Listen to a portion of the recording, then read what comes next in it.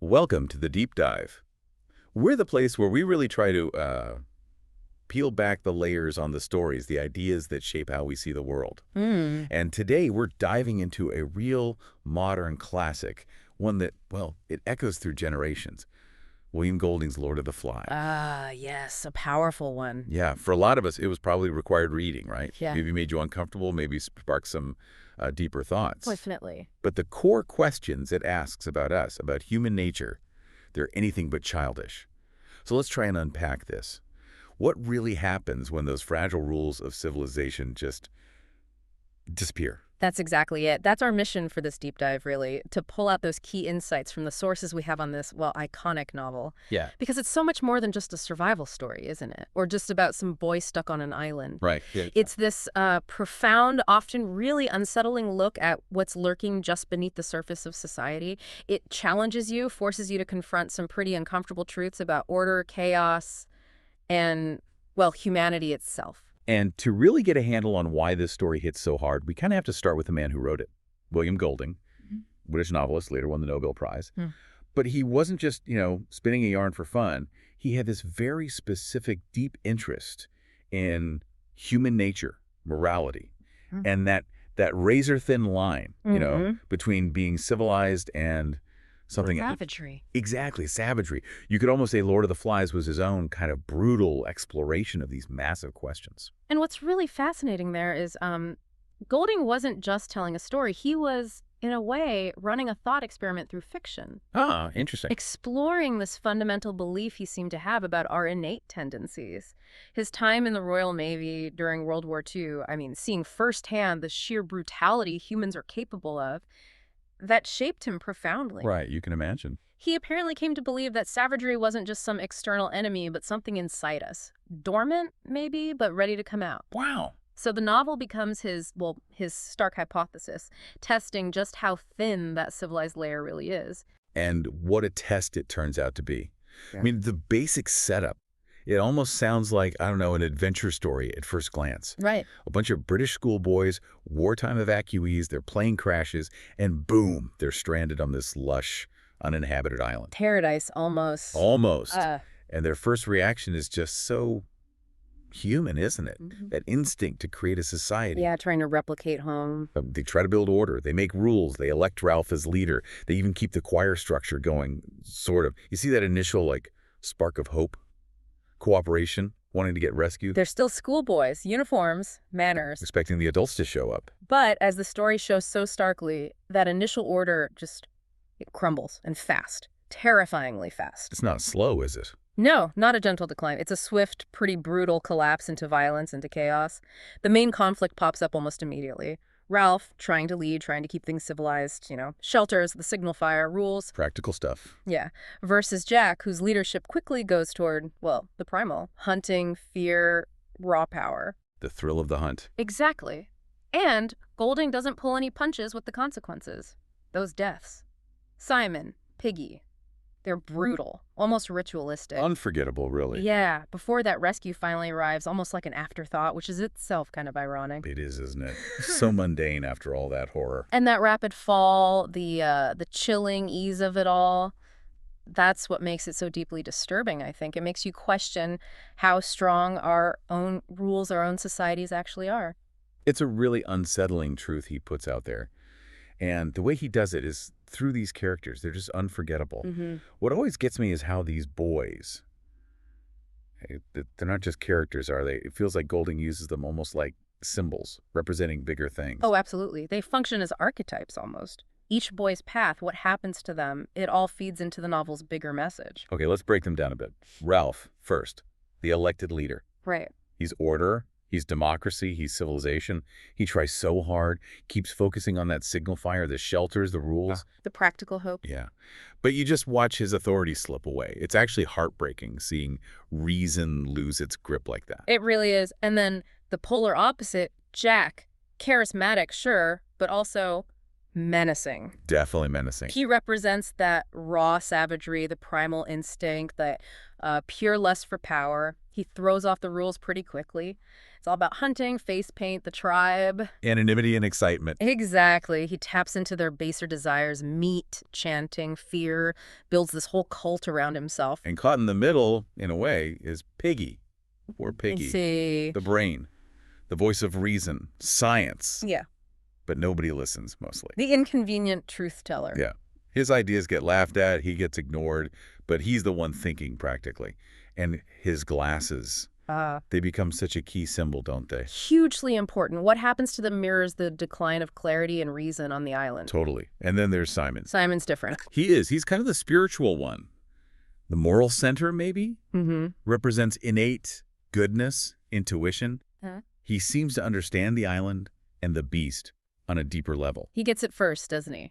That the beast isn't out there. Right. It's internal, which makes what happens to him even more devastating. Yeah, deeply tragic and symbolic. And that brings us to the beast itself. It's not some actual monster hiding in the trees. No, not at all. It's what they project onto the darkness, right? Their own fear, their own slide into savagery, just given a name. Precisely. It's a manifestation of their collective anxiety, their inner darkness. So these characters, these forces, they just clash. And it's not just personalities colliding, it's principles. That's the core tension. Ralph gets hunted, Piggy's reason is snuffed out, Simon's insight is met with violence, and Jack rules through fear. For a while, anyway. For a while. And it really does pose that uncomfortable question to you listening. Which impulse wins out? Order or the primitive? Reason or instinct?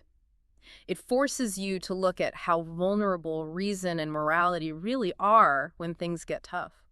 That's a heavy question. Okay, so we've looked at the boys, their descent, but Golding's clearly doing more here than just telling a grim story. Oh yeah, much more. This is where the book gets so dense with symbolism, making you think about really big societal ideas. This is where its lasting power comes from, I think. Let's unpack some of the big themes and the symbols tied to them. The most obvious one probably is civilization versus savagery. Right, the core conflict. And it shows just how fragile civilization is. The perfect symbol, the conch shell. The conch, yeah. At first, it's everything. Order, authority, democracy. Holding it gives you the right to speak. Everyone agrees. The rule of law, basically. Exactly. But its power isn't in the shell itself. It's in their agreement to respect it. So when it shatters later... It's not just a shell breaking. No.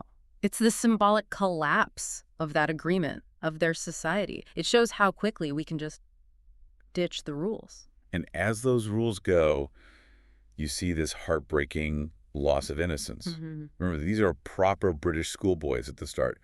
Manners, uniforms. Civility. And the island just strips it all away. They become wild, brutal. It's a painful look at how fast innocence can vanish, especially the younger ones, the little ones, who follow Jack so easily. And that connects directly to the big theme of human nature, the idea that maybe there's darkness inside everyone. Golding's big point. Yeah.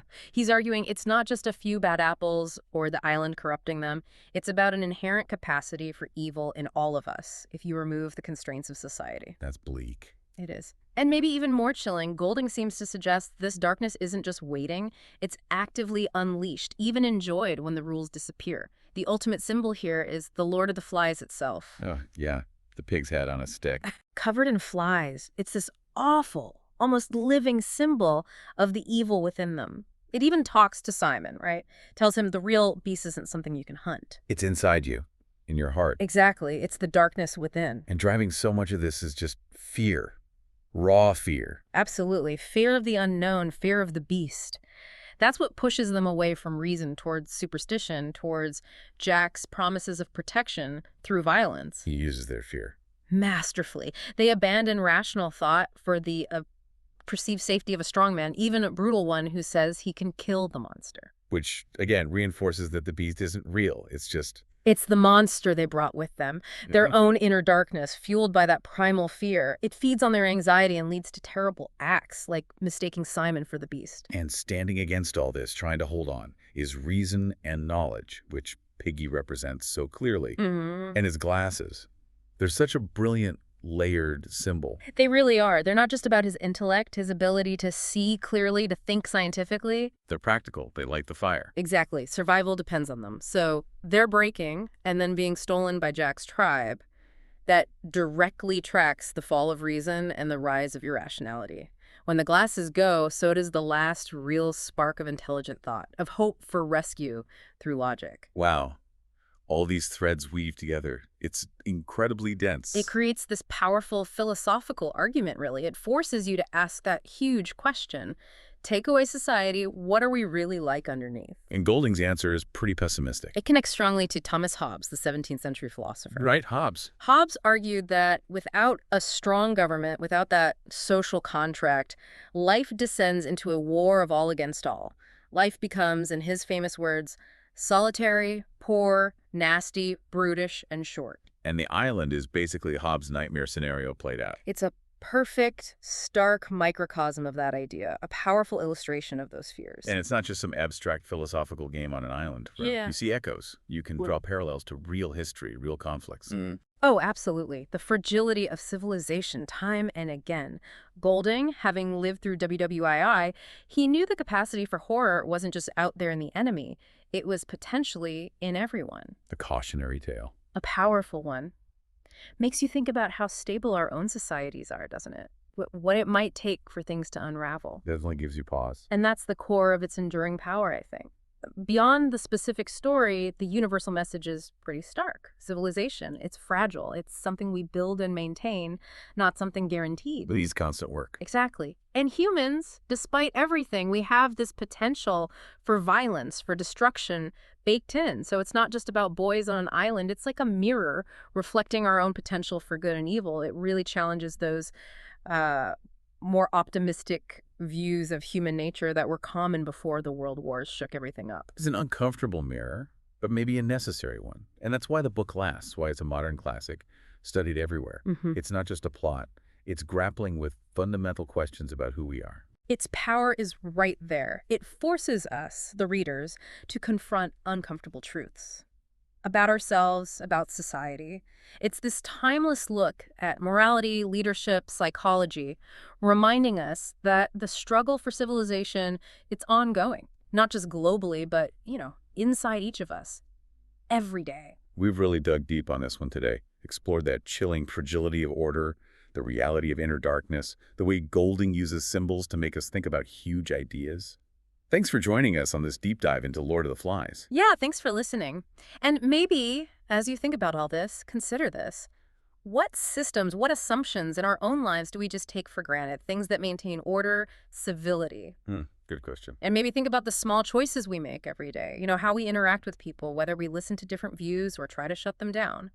How might those little things be either building up or maybe chipping away at that fragile balance of civilization around us? Food for thought. Definitely. Maybe it's even worth revisiting the book, see what hits differently now, thinking about the savage heart and our own.